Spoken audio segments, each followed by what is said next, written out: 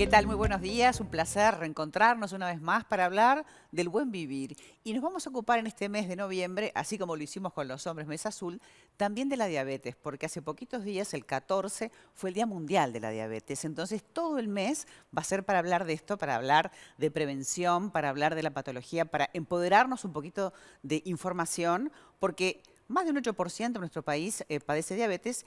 Hay mucha gente que no sabe, más de un 20% no lo sabe, y hay mucha gente que tiene factores de riesgo y tampoco lo sabe. Entonces, hoy tengo dos doctoras que nos van a poder dar prácticamente una clase. Para mí es un placer recibirlas y ya se las presento. Vamos a hablar con la doctora Verónica Pérez. Verónica Pérez Papadopoulos es internista, cuidados paliativos, emergencista, pero además es profesora adjunta de clínica médica del Hospital de Clínicas y trabaja muchísimo, sobre todo con pacientes de diabetes tipo 2. También quiero presentar a la doctora que está acá al lado mío, que también es directora del posgrado de diabetología de la Universidad Católica.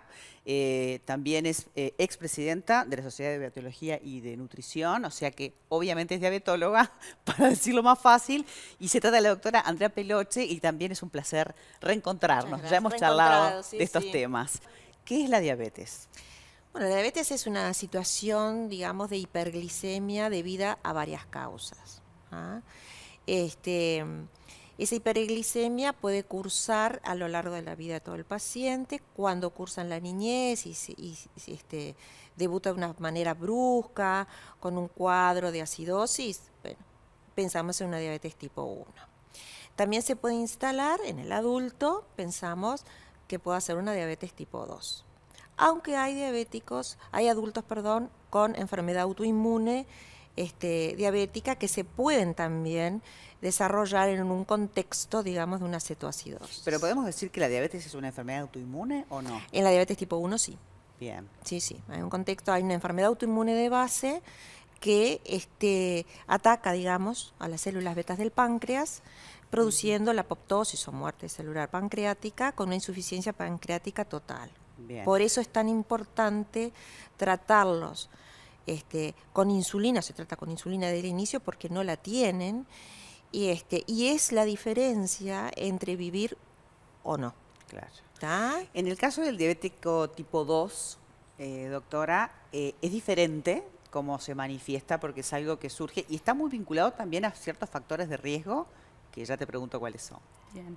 En la diferencia fisiopatológica en la enfermedad en el diabético tipo 2 es que la mayoría de las veces cursa, que no es un déficit total en la producción de la insulina, como es en la secreción de insulina, como es en el diabético tipo 1, lo que tiene es una insulinoresistencia, es decir, que tiene una dificultad en la utilización de la insulina por parte de los tejidos, y eso está muy relacionado, estrechamente relacionado, con ciertos factores de riesgo que hablan de en los hábitos nutricionales y la obesidad que es clave en esta patología para el desarrollo de la misma, ¿sí?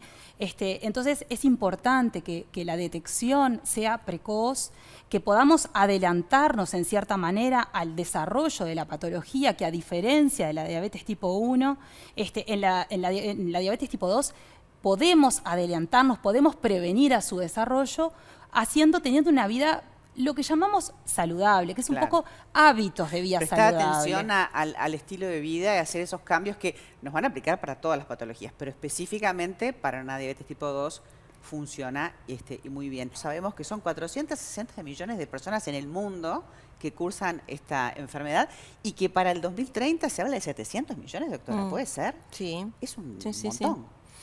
Porque estamos hablando que la diabetes tipo 2 afecta al 80% de la población, ¿no? 80-85%, y el resto de diabetes tipo 1. Y un pequeño porcentaje la diabetes gestacional, que es aquella diabetes que aparece en el embarazo. Como los cambios de estilo de vida, digamos, son a veces difíciles de incorporar, de seguir, y estamos cada vez más sedentarios, ¿verdad? Bueno, eso tiende a aumentar el número de personas afectadas por la diabetes tipo 2.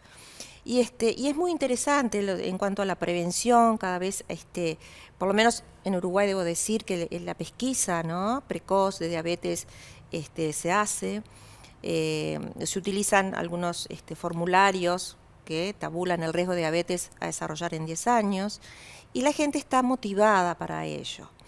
Pero bueno, claro, el cambio de estilo de vida, un adulto que lleva toda su vida comiendo de una manera, Claro. Y también la pandemia no ha difícil. ayudado, ¿no? Para nada, porque la pandemia lo que ha hecho es que la gente, primero, el miedo tampoco sirve, pero se mueva menos, coma diferente y de alguna manera también le cueste asistir, en aquel momento, ¿no? Ahora ya por suerte cambió, asistir a hacerse los controles. Y eso creo que ha complicado un poco, ¿no? Sí. Es muy importante, creo que en el continuo de todas las enfermedades crónicas, creo que el impacto mayor es hablar de la información. La información tiene que ser para todos y creo que en eso que se habla de acceso al paciente con diabetes, lo primero que tenemos que hacer es saber cuáles son los factores de riesgo, quién se debe hacer la pesquisa, qué es la patología. Entonces, una palabra que tú utilizaste al principio, que es empoderarnos de la información, me parece clave. ¿Por qué? Porque sirve a alguien que conoce la enfermedad, o para mí o para mi familiar, para el entorno en el que yo me muevo, es sumamente importante. Entonces, quizá el paciente o el que está viviendo con diabetes pero no lo sabe, por esa alta tasa de pacientes que desconocen tener la calidad de diabético, es importante que sepan que tienen que ir a consultar. La pandemia nos jugó claramente una mala pasada a los niños, a los adolescentes, a los adultos. ¿Por qué? Porque llevó al sedentarismo, llevó al teletrabajo, que tiene muchas ventajas para algunas cosas, los Claro. niños sin clase, pero el ejercicio físico bajó, la calidad del alimento, quizá para otros que estaban en casa mejoró, pero los alimentos ultraprocesados, es decir, todo eso que lleva a aumentar los riesgos de desarrollar esta patología. De hecho, comentábamos justo antes de empezar el programa cómo adolescentes que antes no tenían esa carga de diabetes tipo 2, porque veíamos más, o se veía el diabético tipo 1, niño, adolescente, ahora hay diabéticos tipos 2. ¿Por qué? Porque ha aumentado y es una gran preocupación que tienen sobre todo los pediatras, que han visto que la población cambió. Sí, hay niños con obesidad, con presión alta, con hipertensión, que está todo vinculado, ¿no? Y eso obviamente complica el cuadro. En el caso de los diabéticos tipo 1, se avanzó mucho en un momento en cuanto a la medicación y a los controles y a las tirillas, hablo de años atrás, pero todavía hacen falta más cosas, ¿o cómo estamos en Uruguay al respecto? Bueno, por suerte hemos dado un salto en estos 2 años, a pesar de la pandemia.